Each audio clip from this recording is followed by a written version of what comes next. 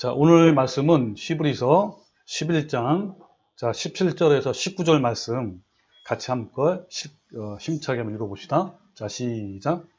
아브라함은 시험을 받을 때에 믿음으로 이삭을 드렸으니 그는 약속을 받은 자로 돼 그 아들을 드렸느니라.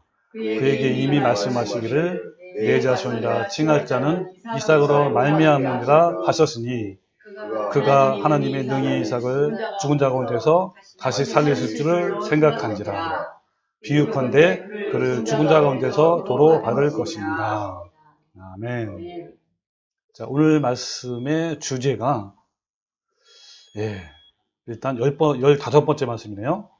마지막 대환란을 이기기 위한 준비 15번째고, 오늘 주제 말씀이 사망아 너의 승리가 어디 있느냐, 그리고 죽음까지도 뛰어넘는 신앙이 무엇이냐. 자, 이 부분에 대해서 같이 함께 알아볼 것입니다. 지금부터 여러분 2000년 전에 AD 64년 여름 어느 날 로마의 중심가에 커다란 화재가 발생했어요. 여러분 잘 아시는 대로 네로 황제가 저지른 방화였습니다. 이 방화를 한 이유를 보면 참 정말 이 사람은 참 괴이한 사람이다. 약간 좀 요즘 말로 뭐라 그러죠? 약간 또라이성인 기질이 있다. 그런 생각이 듭니다. 자칭 가수이자 시인이었던 네로 황제예요. 실제로 이 네로 황제가 네로제라는 축제를 열어서 가수로 뽐내는 그런 때도 있었습니다. 이 황제는요, 시에 대한 영감을 떠올리기 위해서 그 로마 시를 불태운 거예요. 그러니까 참 괴짜죠. 그래서 화재의 원인을 캐내기 위해서 이제 조사가 시작되었는데, 그 범인이 자기한테로 막 좁혀오자 기독교인이 방화범이라고 주장을 했고, 또 그들을 핍박하라고 이렇게 했단 말이에요. 그래서 이걸로부터 네로 황제로부터 시작해서 그 후 약 250년, 300년 동안 어마어마한 기독교 대박해가 시작된 거예요. 이 성도들은요, 그 300년 동안에 재산이 약탈되고 지위와 직장에서 막 쫓겨나기도 하고, 가족은 노예로 전락이 되기도 하고, 십자가형과 화형으로 죽어갔고, 또 원형 경기장에서 맹수들의 밥이 되기도 했어요. 근데 그 가운데서 모든 걸 버리고 가까스로 탈출한 성도들이 있어서요. 그 성도들이 어디로 탈출했냐면 그 소아시라라는 그 지방으로 다 숨어들었습니다. 많은 인원은 아니지만, 그래서 이들을 이제 위로하기 위해서 베드로는 죽기 전에 그들에게 편지를 썼는데, 그 편지가 바로 우리가 잘 알고 있는 베드로 전후서예요. 이 박해의 상황에서 정말 그들에게 필요한 말씀을 전해주기 위해서 쓰인 말씀이 바로 베드로 전후서란 말이에요. 이 베드로가 맨 처음에 그들을 향해서 어떤 말씀을 했냐면, 자, 1장 1절을 한번 보겠습니다. 자, 예수 그리스도의 사도 베드로는 본도, 갈라디아, 갑바도기아, 아시아와 비두니아 이 지역들이 전부 다 어디예요? 전부 다 소아시아에 있는 지역이란 말이에요. 이곳에 다 흩어져서 도망친 거란 말이에요. 그러면서 흩어진 나그네라라고 표현했죠.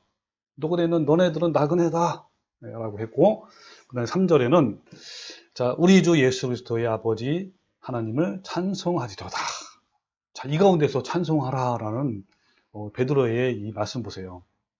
그의 많으신 긍휼대로 예수 그리스도를 죽은 자 가운데서 부활하게 하심으로, 자, 예수님이 부활했잖아, 그죠?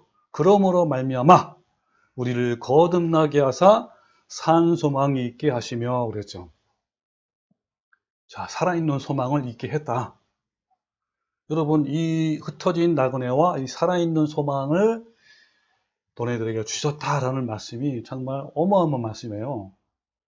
자, 이 말씀을 가지고 오늘 같이 이제 알아볼 건데요. 베드로는요, 정말 어마어마한 박해 앞에 있는 성도들에게 두 가지 중요한 정체성을 말해주고 있는 거예요. 하나는 너희는 나그네 신분이다. 불법 체류자이다. 라는 걸 말하고, 또 하나는 너희는 산 소망을 가지고 있는 자들이다.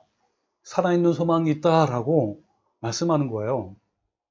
그러니까 이 나그네와 산 소망은 베드로 전후서의 가장 핵심 단어입니다. 여러분, 우리도요, 다가올 이 어마어마한 마지막 대환란 앞에서 이 베드로가 말씀하신 것처럼 우리도 자신에게 한번 질문을 던져봐야 돼요.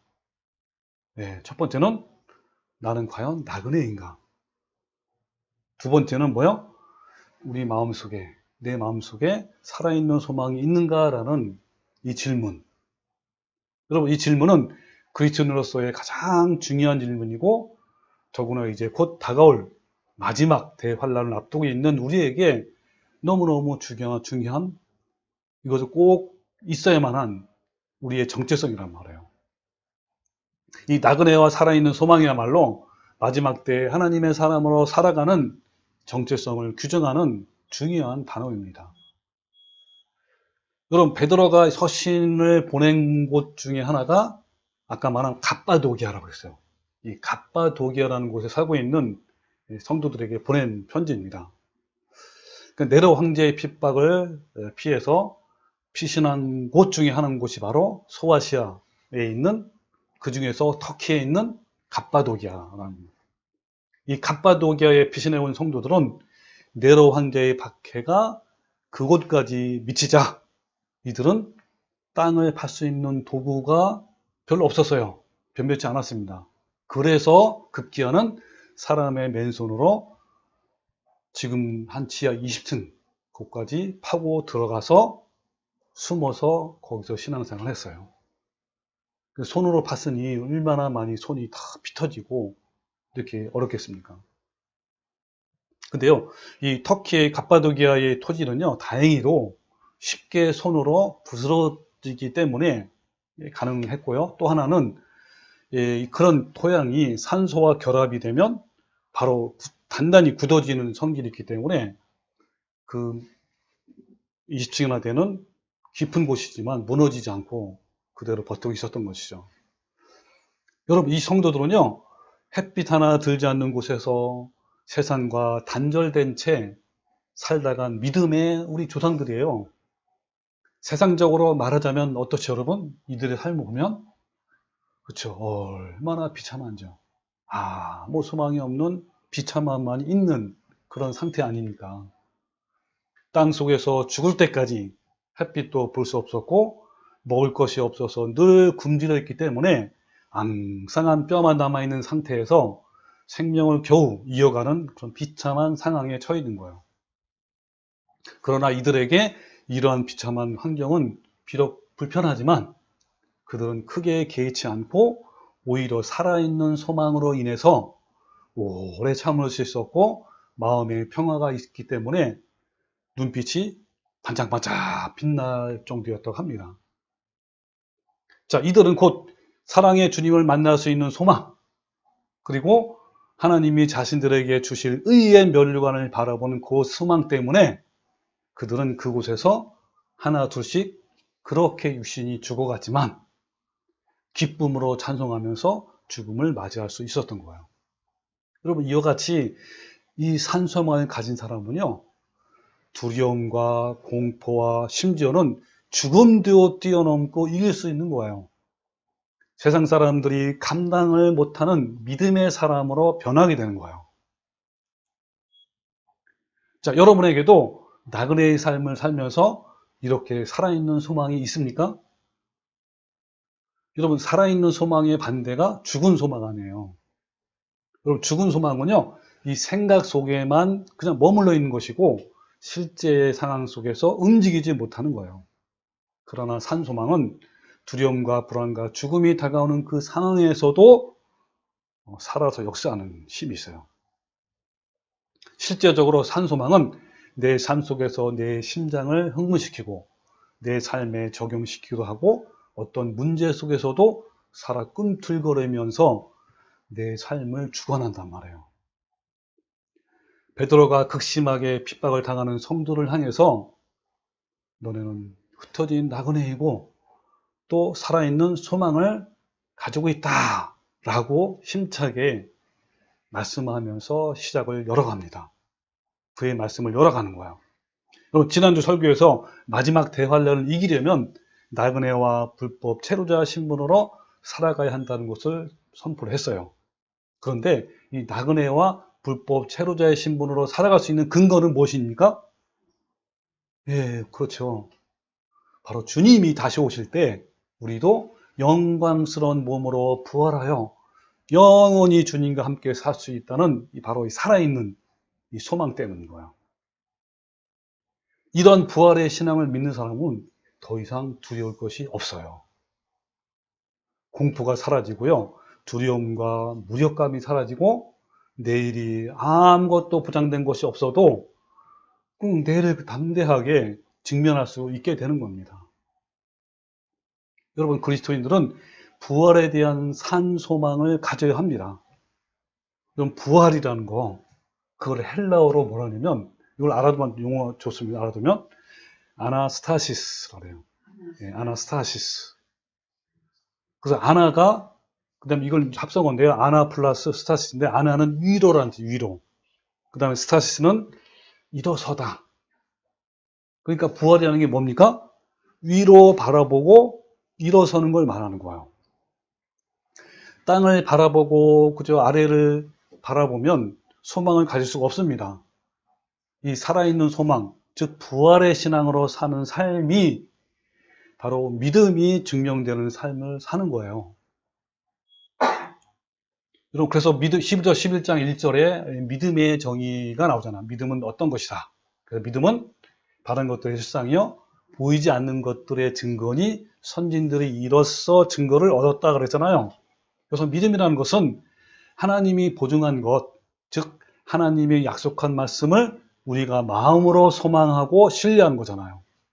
그러니까 하나님이 말씀하신 그 약속이 현 상황에서는 이루어지지 않을 것 같지만 주님이 자신에게 약속하신 그 말씀만 붙잡고 심지어는 이루어지지 않을 것 같지만 너무너무 소망이 없지만 끝까지 신뢰하며 달려가는 사람들을 말하는 거예요. 여러분, 오늘도요, 믿음이란 이것이다 라고 당당히 보여주고 증명해주는 주인공을 소개할 거예요. 예, 바로 누구죠? 예, 아브라함의 변함없는 믿음이잖아요.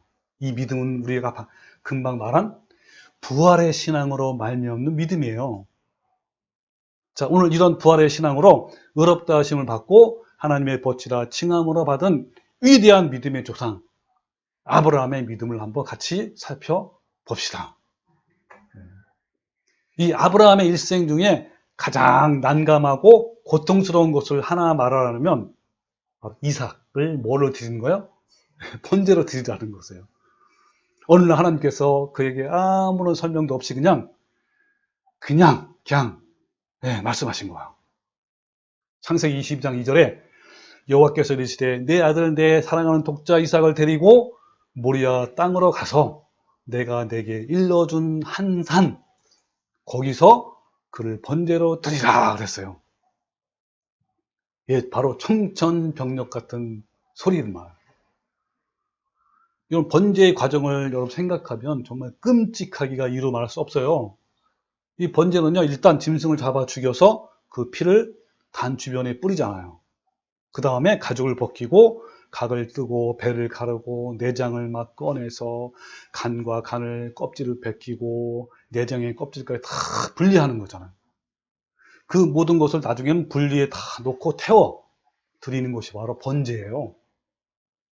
게다가 사람을 드리는 번제로 드리는 것은요, 우리 이교도적인 거예요. 이렇게 끔찍하고 짐승에게나 했던 그 번제를 이삭으로 번제를 드리라라고 하나님은 명령하신 거예요.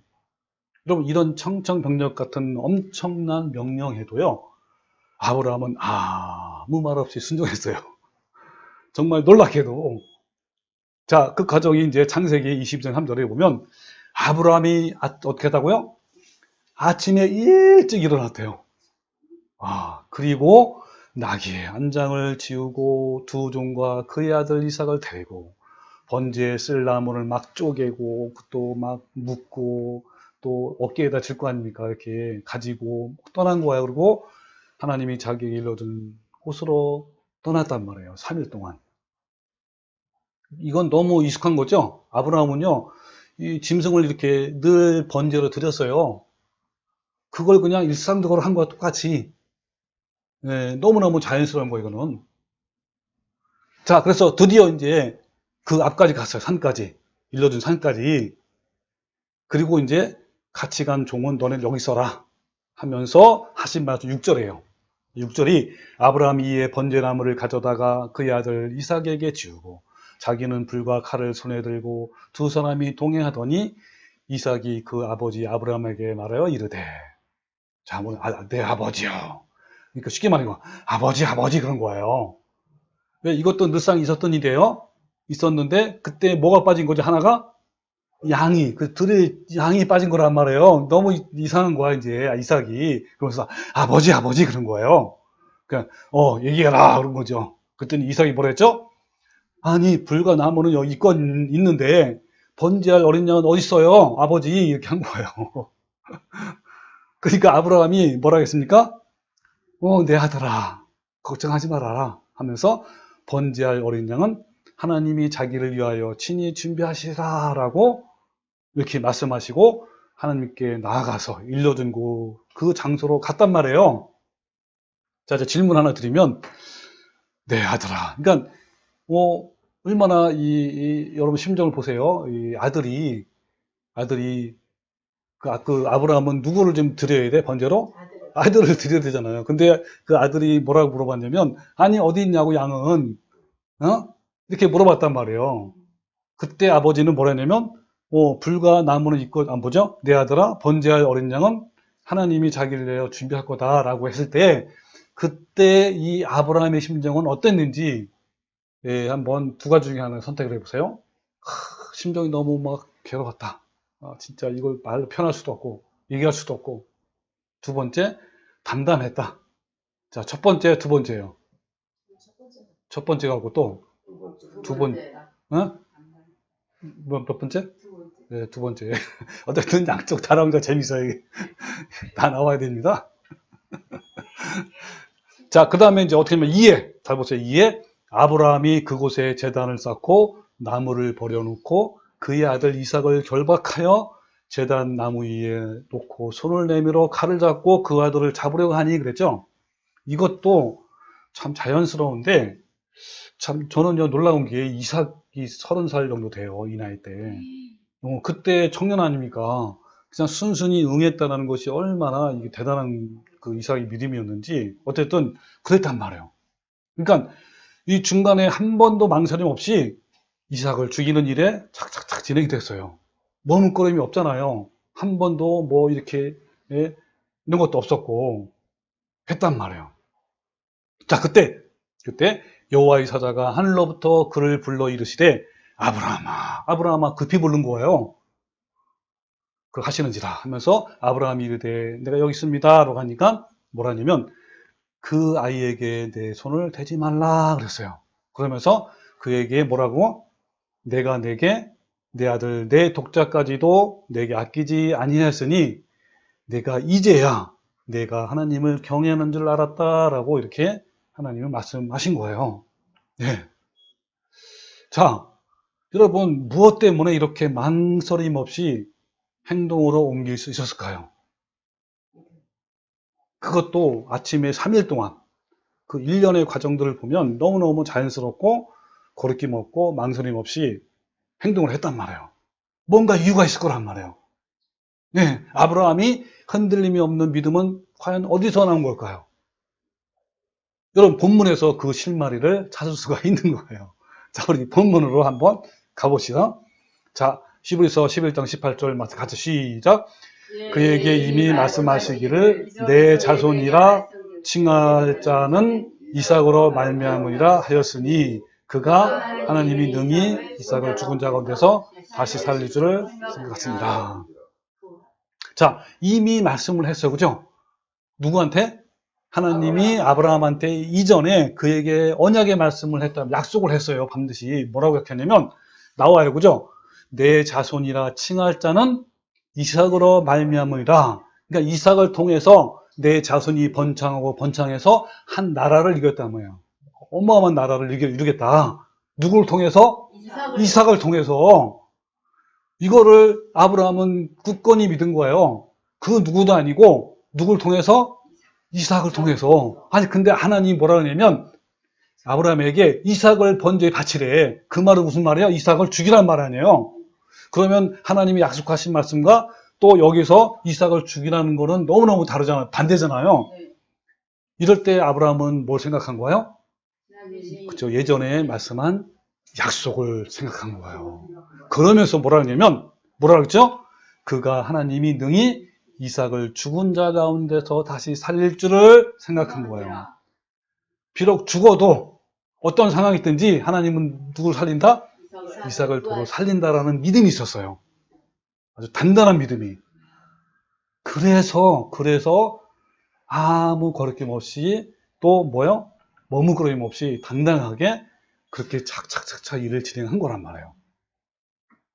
여러분, 아브라함은 평소 용기도 있었고 충성도 많았지만 이삭을 번제로 바치는 것은요, 어디까지나 인간의 어떤 용기나 그런 걸 어렵잖아요. 뭐가 필요한 거예요? 믿음. 믿음도 무슨 믿음? 무관망번의 믿음 아니죠? 약속의 믿음이에요. 그러니까 이삭이 죽어도 하나님이 반드시 살린다라는 그 약속의 믿음. 그것이 있었기에 이렇게 할 수 있었던 거예요. 이것은 하나님이 예전에 아브라함에게 약속한 말씀이었는데 아브라함은 이 말씀을 의심하지 않고 온전히 신뢰하고 믿음으로 받아들인 거예요. 아침 일찍 일어나서 번제를 준비하는 중에도, 그리고 3일 동안 걸어서 모리아산으로 가는 중에도, 그리고 모리아산에 도착해서 모든 과정, 결국은 이삭에게 칼을 드는 순간에도 망설임 없이 마음이 또 평화스러운 것은 바로 이 믿음이 있었기에 가능했던 것입니다. 여러분, 하나님은 55년 전에 아브라함을 부르실 때에 그 자손에 대한 약속의 말씀을 하셨어요. 자, 그 말씀을 믿음으로 받아들인 거죠. 자, 그 말씀을 알기 위해서 창세기로 다시 가봅시다. 자, 15장 4절에 보면 여호와의 말씀이 그에게 임하여 이르시되 그 사람이, 자, 그 사람이 누구냐면 아브라함의 종 엘리에셀이요. 왜냐하면 아브라함의 나이가 이때 85세란 말이에요. 그리고 사라도 이미 많이 나이 들었고, 그러니까 이거는 도저히 안 되겠던 거야. 그래서 이 엘리에셀을 통해서라도 내 후손을 이어야겠다라고 이제 생각하고 일을 진행하고 있는데 하나님이 나타나서 그 사람이 내 상속자가 아니다. 그걸 뭐라 했어요? 내 몸에서 날짜가 내 상속자가 되리라 그런 거예요. 그러면서 뭐요? 그를 이끌고 밖으로 나가서 밤중 나가서 뭐라 했냐면 하늘을 우러러, 그러니까 한 별을 보면서 이 별을 셀 수 있나 한번 보라. 그러니까 뭐라 그랬어요? 셀 수가 없죠, 그죠? 그러면서 내 자손이 이와 같이 별처럼 많을 거다라고 하나님이 이때 처음으로 언약의 말씀을 한 거예요. 그때 아브라함이 어떻게 했어요? 여호와를 믿었단 말이에요. 이것을 의로 여기신 것이죠. 근데 어때요? 이후로 계속 바로 이 말씀 나왔으면 바로 임신해서 그죠? 아기를 낳아야 되는데 5년, 10년이 가도 안 나는 거예요. 그래서 이제 생각한 거죠. 어쨌든 여기 아브라함의 몸에서 나오면 되잖아. 그래서 그 종의 하갈이라는 여자를 같이 이제 관계를 맺게 해가지고 임신을 해가지고 누구 낳았어요? 이스마엘을 낳은 거예요. 이스마엘을. 이것도 하나의 불신앙이란 말이에요. 그럴 때 하나님이 또 나타났어요. 나중에 99세에 나타나서 하나님께서 이삭을 주겠다. 바로 누굴 통해서? 사라의 몸. 그죠? 이 하갈이 아니라 사갈의 몸을 통해서 이삭을 주겠다라고 이렇게 말씀하는데 그때 믿음을 다시 세웠단 말이에요. 그 믿음을 세운 내용이 바로 로마서에 나온단 말이에요. 자, 로마서를 볼까요? 4장 18절에 아브라함이 바랄 수 없는 중에 바라고 믿었다 그랬어요. 여러분, 아브라함이 바랄 수 없는 중이죠? 이때가 바로 아브라함의 나이가 99세예요. 그리고 사라는 90세라, 90세. 여러분, 아브라함이 아기 낳을 수 있는 기력이 이미 쇠하세요. 그리고 사라는 이미 당연히 아기를 낳을 수 없는 그러한 상황이었단 말이에요. 전혀 불가능한 상황이었단 말이에요. 그때 바랄 수 없는 게 바라고 믿었단 말이에요. 자, 이는 왜냐하면 내 후손이 이 같으리라 하신 말씀대로 많은 민족의 조상이 되게 하려 하심이라 그랬죠. 그러면서 그가 100세나 되어 자기 몸이 죽은 것 같고, 이미 죽었죠, 그죠? 쇠했단 말이에요. 또 사라의 태가 죽은 것 같음을 알고도 믿음이 약하여지지 아니하고 믿음이 없어 하나님의 약속을 의심하지 않고 믿음이 어떻게 했다고요? 더 견고해진 거예요, 더 견고. 예, 이런 상황에서 그래서 하나님께 영광을 돌리며 뭐라 했어요? 약속하신 그것을 또한 능히 이루실 줄을 확신하였다 그랬어요. 자, 여러분 이 보라색 이 말씀을 같이 크게 읽읍시다. 시작. 약속하신 그것을 또한 능히 이루실 줄을 확신하였다. 그래서 여러분 이게 바로 믿음인 거야, 믿음. 믿음이라는 게 뭐냐면 정말 너무너무 상황이 안 돼. 도저히 인간의 생각으로는 이건 이루어지지 않는 거야. 근데 하나님이 약속했어. 그럴 때 약속하신 것을 능히 이루실 줄 확신하는 거. 이게 진짜 믿음이에요, 여러분. 예? 믿음이 이럴 때 드러나는 거예요. 자, 이 약속이 언제냐면 창세기 10장 19절에 하나님이 이르시되 아니라 내 아내 사라가 내게 아들을 낳으리니 너는 그 이름을 이삭이라 하라. 내가 그와 내 언약을 세우리니 또 새로운 언약을 세운 거예요. 그의 후손에게 영원한 언약이 되리라. 네, 바로 이 말씀을 또 이 아브라함이 간직한 거죠. 마음에 단단히 믿은 거란 말이에요. 그래서 이후에 30년이 지난 후에 내 아들 이삭을 번제로 드리라 했단 말이에요. 그때 이 말씀 믿은 거라고, 이 말씀을. 네, 내 이삭으로 말미암아 내 후손이, 내 자손이 이어질 것이다 라는 말씀을 믿은 거예요. 여러분, 아브라함이 이삭을 번제로 드림에 조금도 주저하거나 갈등하지 있는 이유는 그는 이미 이전에 그에게 말씀하신 그 약속을 받아들였고 온전히 신뢰하는 믿음을 갖고 있었기 때문에 그런 거란 말이에요. 이삭은 결코 죽지 않는다 라는 약속의 말씀을 믿는 믿음, 그 믿음인 거예요. 이미 55년 전에 그리고 35년 전에 하나님께서 그의 아이를 통해 후손들과의 언약을 이루실 것을 분명히 말씀하셨기 때문에 그걸 믿은 거죠. 번제로 들어서 죽든지 또 번제로 몸이 다 타서 죄가 되어도 전능하신 하나님은 어떤 방법으로든지 이삭을 도로 살리실 것이다 라는 약속, 이 말씀을 믿은 거예요, 아브라함이. 여러분, 이것이 바로 부활의 신앙이에요. 살아있는 소망이에요. 또 살아있는 믿음이에요. 이럴 때 우리는 진정으로 나그네의 삶을 살 수 있는 거예요. 또 여러분, 그 아브라함이 이 부활의 신앙을 옛날부터, 이전부터 확실히 믿고 있었다라는 것을 증명하는 말씀이 또 있어요. 자, 아까 읽은 말씀 볼까요? 자, 제3일에 아브라함이 눈을 들어 그곳을 멀리 바라본지라. 이에 아브라함이 종들에게 이르되 뭐라 했죠? 너희는 나와 함께 여기서 기다려라. 내가 아이와 함께 저기 가서 예배하고 또 함께, 우리죠, 함께 너에게 올 것이다. 혼자 온다고 했어요? 같이 온다고 했어요? 같이 온다는 말이 빈말이에요? 빈말 확신 갖고 얘기한 거예요. 예. 여기 보면 번제라는 말을 뭘로 바꿔서 했냐면 예배라고 해서 예배. 여러분, 예배라는 말이 처음 나와요, 여기서. 성경에서. 처음 예배라는 말이 나온 거예요. 예. 여기 워십. 그죠? 워십이 영어로 워십 아닙니까? 다시 돌아오겠다. 여러분, 예배라는 의미가 여기서 또한 알 수가 있는 거예요. 예배가 뭔지를 아브라함을 통해서 우리에게 확실히 보여주는 그 말씀이기도 하는 거예요. 네. 여러분, 이 아브라함이 죽어도 살리다라는 부활의 신앙이 분명히 있었잖아요, 그죠? 이 흔들림 없는 부활의 신앙을 가지고 있던 아브라함은 이제는요, 정말 두려울 것이 아무것도 없어요. 아브라함은 다시 이삭과 함께 돌아올 것을 확신했어요.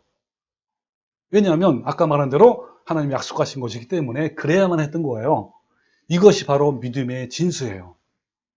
그리고 이렇게 부활의 신앙을 갖고 삶 속에서 믿음으로 증명되는 삶을 사는 것이 바로 예배라라는 것을 아브라함이 처음 용어를 사용하면서 우리들에게 확증한 거예요. 진정한 예배가 뭐냐? 바로 이거다라는 거예요. 뭐라는 거예요? 그렇죠. 삶 속에서 하나님 말씀 그대로 약속의 말씀을 믿고 순종하는 삶이 바로 예배라는 거예요. 그래서 그 예배를 여러분 로마서 12장 1절에 이렇게 잘 말씀하고 영적인 예배가 뭐냐? 이렇게 하고 있어요. 그러면 형제들아 내가 하나님의 모든 자비하시며 너희를 구하노니 너희 몸을 하나님이 기뻐하시는 거룩한 산제물로 드려라. 이것이 바로 뭐라는 거야? 영적 예배니라 그랬어요. 영적 예배. 진정한 예배. 여러분 이게 무슨 말이죠? 여러분 영적인 예배는 구약에서 동물을 아까 한 대로 죽이고 막 가죽을 벗기고 내장을 꺼내고 각을 뜨고 막 불사르잖아요. 이것처럼 날마다 자신의 몸을 아까 그잖아요. 여기 뭐라고요? 너희 몸을 그래. 너희 몸을. 그러니까 우리의 몸을 우리 각자의 삶 속에서 어때요? 내 몸을 주님께 드리는 거란 말이에요. 그걸 드린다는 건 뭐야? 죽인다는 거야. 그 동물을 그렇게 죽이는 것처럼 삶 속에서 내가 죽는 것이 바로 영적인 예배란 말이에요. 그러니까 참된 예배는 우리 각자 개인의 삶 속에서 내 안에 있는 육신의 정욕과 탐심을 십자가에 못 박고 온전히 예수님의 사랑의 성품으로 나타내는 삶을 사는 거예요. 여러분 참된 예배가 뭡니까? 오늘 아브라함이 보여준 참된 예배 바로 믿음이란 믿음을 삶을 통해서 처음으로 우리에게 보여주신 이 예배. 그래서 아브라함은요 의심의 불신앙을 날마다 깨트린 거예요. 조금이라도 불신앙이 오면 하나님 분명히 이삭을 통해서 내 자손을 주겠다 그랬잖아요. 이걸 끊임없이 어떤 그 불신앙을 깨트렸단 말이에요. 그리고 부활의 신앙을 갖게 되었고 믿음의 삶을 살았단 말이에요. 이것이 바로 영적 예배다라고 오늘 보여준 거란 말이에요. 여러분 아브라함이 부활의 믿음을 갖고 있었는지 증명해 준 말씀이 또 있어요. 우리 아까 제가 질문을 했던 그 말씀이지요. 자, 바로 이 말씀이죠. 그러니까 아버지, 예? 뭡니까? 양은 어디 있어요? 막 그랬잖아요. 그때 뭐라 그랬죠? 불과 나무는 있거니와 어디 있습니까라고 할 때 아브라함이 내 아들아 번제할 어린 양은 하나님이 자기를 위하여 친히 준비했다 그랬죠. 여러분 심정이 어떤 심정이랬죠? 담대하게 했다는 거 여러분이 이제 분명히 알 수 있겠죠. 여러분 이 말씀은요 죽음을 눈앞에 둔 이삭을 위로하기 위한 어떤 거짓말이 아니에요. 확신에 찬 아브라함의 대답인 거예요. 이와 같이 부활의 신앙은 죽음 앞에서도 어때요? 담대해지는 거예요. 이것이 바로 베드로가 말한 산소망, 살아있는 소망이에요. 바울은 고린도서 15장에서 그리스도인이 부활의 신앙이 없으면 아무것도 아니고 가장 불쌍한 사람이라고 말하고 또 그 부활의 신앙이 사망을 이긴다라고 당당하게 말씀을 하고 있어요. 자, 고전 15장을 한번 봅시다. 자, 이 앞에 있는 말씀은 예수님의 부활이 먼저예요. 그죠? 예수님의 부활이 없으면 아무것도 아니다라는 말씀을 나타내는 거예요. 그래서 여기 중간부터 볼게요. 그리스도께서 만일 다시 살아나지 못하였다면 우리가 전파하는 것이 헛것이요. 그리스도께서 다시 살아나신 일이 없다면 너의 믿음도 헛거다. 너희가 여전히 죄 가운데 있을 것이다. 또 그리스도 안에서 잠자는 자도 망할 것이다. 그리고 만일 그리스도 안에서 우리가 바라는 것이 다만 이 세상의 삶뿐이면 모든 사람 가운데 우리가 더욱 불쌍한 자다. 예수님이 부활하지 않았다면, 왜냐면 이때 당시에 고린도 교회에서 부활이 없다라는 사람이 굉장히 많았어요. 그렇기 때문에 사도 바울이 그게 아니다라고 말씀한 거예요. 그러면서 만약 예수님의 부활이 없다면 전파하는 것도 헛것이요 믿음도 헛것이고 여전히 죄 가운데 있을 것이고 잠자는 자도 망하고 우리는 더욱 불쌍한 자다라고 한 거예요. 그러면서 그러나 이제 그리스도께서 죽은 자 가운데서 다시 살아나사 잠자는 자들의 첫 열매가 됐다 그랬어요. 자, 이 잠자는 자가 누구야? 예수님 믿고 죽은 자란 말이에요. 그 사람들의 첫 열매. 그러니까 예수님이 먼저 뭐 합니까? 영광에 부활했잖아요. 자, 그것처럼 성도들도 똑같이 어떻게 했다는 거야? 영광의 몸으로 부활한다는 거잖아요. 그죠? 그게 첫 열매, 예수님이. 그것처럼 너네들도 똑같이 영광의 몸으로 부활할 거다라고 하시면서 51절부터 나와요. 그 얘기가. 보라, 내가 너희에게 비밀을 말하노니 우리가 다 잠잘 것이 아니요 마지막 나타의 순식간에 호련이다 변하리니. 어떻게 변한다고요? 자, 나팔 소리가 나매 죽은 자들이 썩지 아니할 것으로 다시 살아나고 또 우리도 변하리다. 이 썩을 것이 반드시 썩지 않을 것으로 있겠고 이 죽을 것이 죽지 아니함을 입으리로다. 이 썩을 것이 썩지 아니함을 입고 이 죽을 것이 죽지 아니함을 입을 때에는, 즉 영광의 몸으로 부활할 때는 우리가 누가 부활하는 때인 거예요? 우리가 부활할 때 그때는 뭐라는 거래요? 사망을 삼키고 이기라는 거예요. 사망을 삼켜버려. 이긴단 말이에요. 그러면서 기록된 말씀을 하는 거예요. 사망아, 너의 승리가 어디 있느냐? 있단 말이야, 없단 말이에요? 없다 이 말이죠. 어림도 없단 말이에요. 사망. 아무것도 아니라는 거예요. 사망아, 너의 쏘는 것이 어디 있느냐? 하면서 당당히 하는 거예요.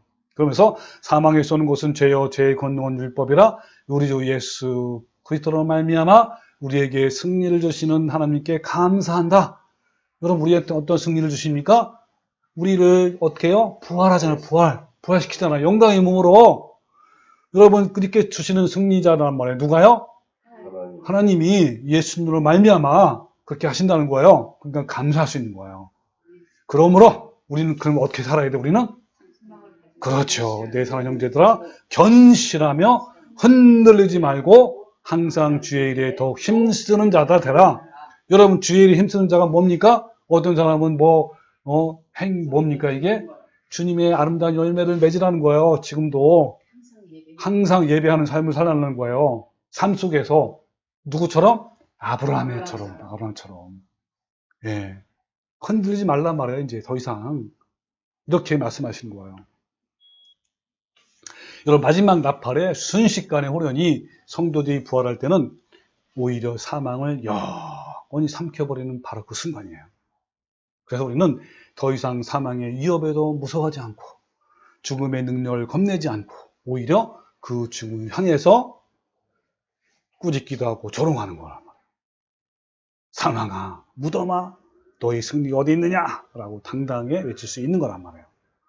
그래서 우리는 사망과 죽음과 그 어떤 두려움에서도 해방이 돼서 자유함을 누릴 수 있는 거예요. 무섭지 않으니까. 예? 그래서 수많은 믿음의 선진들이 그 고난과 위협과 사망 앞에서도 당당했던 거예요. 너무 무서워. 막 속으로 숨는 것이 아니고 당당하게 그렇게 죽을 수 있었어요. 네. 뭐 때문에요? 이 부활의 소망 때문에. 이 살아있는 소망이라는 거예요. 그래서 히브리서 11장 30절에 또 어떤 이들은 조롱과 채찍일 뿐만 아니라 결박과 옥에 갇히는 시련도 받았으며 돌로 치는 것과 톱으로 겨는 것과 시험과 칼로 죽임을 당하고 양과 염소의 가죽을 입고 유리하여 궁핍과 환난과 학대를 받았다. 또 그들이 광야와 산과 동굴과 토굴에 유리했다 하면서 뭐라 했어요? 이런 사람은 세상이 감당하지 못했다 그랬습니다. 이런 삶을 사는 것이 왜 그냥 무슨 사람의 객기를 부린 거예요? 아닌 거예요. 분명한 이성 가지고 한 거예요. 이성. 확실한 이성 가지고. 어떤 신비한 것이 아니에요. 철저한 믿음. 그것도 어떤 믿음이에요? 하나님께서 약속한 믿음, 말씀에. 그거에 근거해서 이렇게 했단 말이에요. 부활에 대한 살아있는 소망은 성도의 영혼을 확고하게 하는 닻이에요. 무덤 문이 열리고 모든 죽었던 영혼들이 부활하고 또 영생을 얻고 다시는 죽음이 없는 곳으로 옮겨지는 그날의 승리를 소망하며 즐거워하는 거란 말이에요. 무덤에서 영원한 몸으로 부활하셔 일어날 때 우리들은 당당하게 사망에 대해서 승리를 선언할 거예요. 부활의 소망은 활력과 결단을 그리고 인내와 끈기를 불어넣어 주는 거란 말이에요. 바울은 성도가 썩지 아니하고 영생할 소망이기 때문에 그 부활의 소망의 터 위에서 흔들리지 말고 또 주의 일에 더 힘쓰는 자가 되라고 권면한 거예요. 여러분도 이러한 부활의 신앙과 부활의 소망, 즉 산 소망이 있어야 되는 겁니까? 여러분 그런 소망이 있어요? 네. 만일 여러분이 이러한 소망이 있다면 저절로 나그네의 삶을 살게 되는 거예요. 또한 어떤 고통이나 먹고 사는 문제나 또 인간관계의 문제나 육신의 질병의 문제로 불안하고 걱정하고 두려워하지 않게 되는 거란 말이에요. 왜냐하면 부활의 소망은 죽음까지도 뛰어넘을 수 있기 때문에 그런 거예요. 우리 믿음의 조상들은 이런 부활의 소망이 있었기 때문에 그 모든 삶이 부활의 신앙으로 변화가 된 거예요. 또한 신약시대 이후에 믿음의 선지들도 부활의 신앙으로 박해를 견뎌낸 거예요. 그러니까 무슨 아까 우리 히브리서 11장에 있는 말씀은 신약시대 이전에 그 믿음의 조상들이고 그 다음에 예수님의 이후에 신약 이후에도 수많은 믿음의 천진들이 박해를 견뎌냈어요. 그죠? 자, 어디부터? 예수님의 제자들부터 그리고 초대교회 성도들의 그 박해 그리고 중세기 1000년 동안 이어지는 박해 그리고 현재에도 어때요? 세계 곳곳에서 일어나잖아요. 그 박해에도. 그리고 어때요? 이들은 신앙을 버리지 않고 꿋하게 지킬 수 있었던 것은 바로 부활의 신앙이 있었기 때문에 그런 거예요. 우리도 아브라함처럼 그 약속의 말씀 하나만을 가지고 믿음을 지키고 삶으로 증명할 수 있겠습니까? 여러분, 아브라함에 비하면 우리는요, 하나님께서 우리에게 약속하신 말씀이 얼마나 많습니까? 얼마나 여러 번 되풀이해서 우리에게 말씀하셨습니까? 성경에 얼마나 많아요, 그죠? 그리고 우리는 얼마나 많은 설교가 있었는지, 또 얼마나 많은 가르침이 있고, 얼마나 많은 분별의 기회가 있었습니까? 여러분, 이 시대에 말씀이 없어서 문제입니까? 들을 수 없고 볼 수 없어 문제입니까? 그런 거 아니잖아요. 우리는 그만큼 접했으면 충분해요. 여러분, 아브라함 그 당시에는요, 기록된 하나님 말씀이 없어요. 그런데 그 짧은 하나님의 약속을 아브라함은 신실하게 믿었단 말이에요. 우리는요, 설교가 필요한 것이 아니라 뭐가 필요한 거예요? 실천이 필요한 거예요. 실천. 오늘날 수많은 말씀들이 각종 매스컴을 통해서 선포되어 주겠지만 진리의 말씀이 없는 것도 또한 문제예요. 네, 그래서 여러분 이런 말씀도 있어요. 야모 8장 11절에 이거는 앞으로 다가올 때 미리 예언한 말씀이에요. 자, 뭐냐면 주 여호와의 말씀이니라 보라 날이 이를지니 이 보라 날이 바로 마지막 때 우리 현재란 말이에요.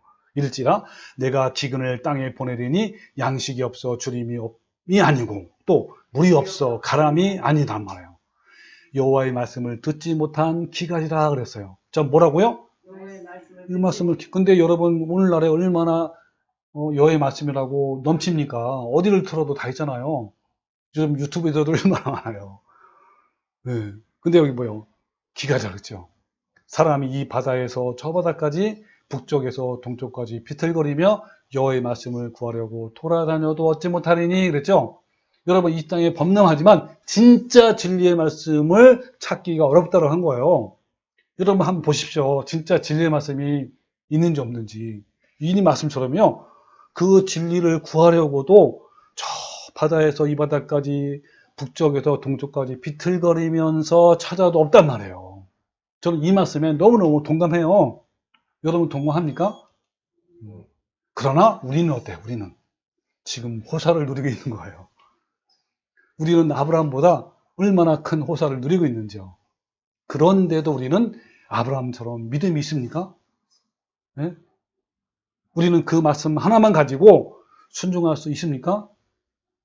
강력한 확신 속에 있습니까? 오늘 본 말씀에서 뭐라 했냐면 내 자손이라 칭할 자는 이삭으로 말미암이라 라는 말씀 가지고 이 말씀 한마디, 이 언약의 한마디 말씀 때문에 뭐라 했어요? 그가 하나님이 능히 이삭을 죽은 자 가운데서 다시 살릴 줄을 확신했다라고 한 거예요. 더 많은 말씀을 듣고 보고 있는 이 시대에 아직도 우리는 약속의 말씀을 믿지 못하고 오로지 이 땅에서 어떻게 하면 잘 살까에 몰두하면서 염려하고 걱정하고 불안해하고 두려움 가운데 살고 있지 않는가? 여러분 돌아보십시오. 우리에게 말씀은 이제 충분합니다.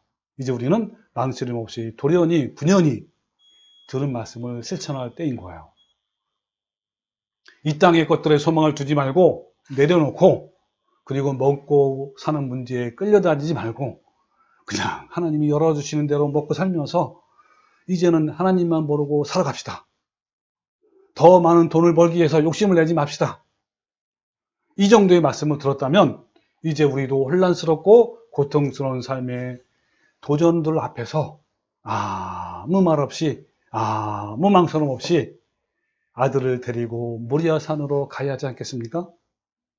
아브라함이 자신의 목숨보다 아끼는 독자 이삭을 아낌없이 내려놓고 드린 것처럼 우리도 이제는 가장 아끼고 사랑하는 이 세상의 것들을 이 세상에서 이루고 싶은 욕망들을 다 내려놓고 포기할 수 있지 않아야겠습니까?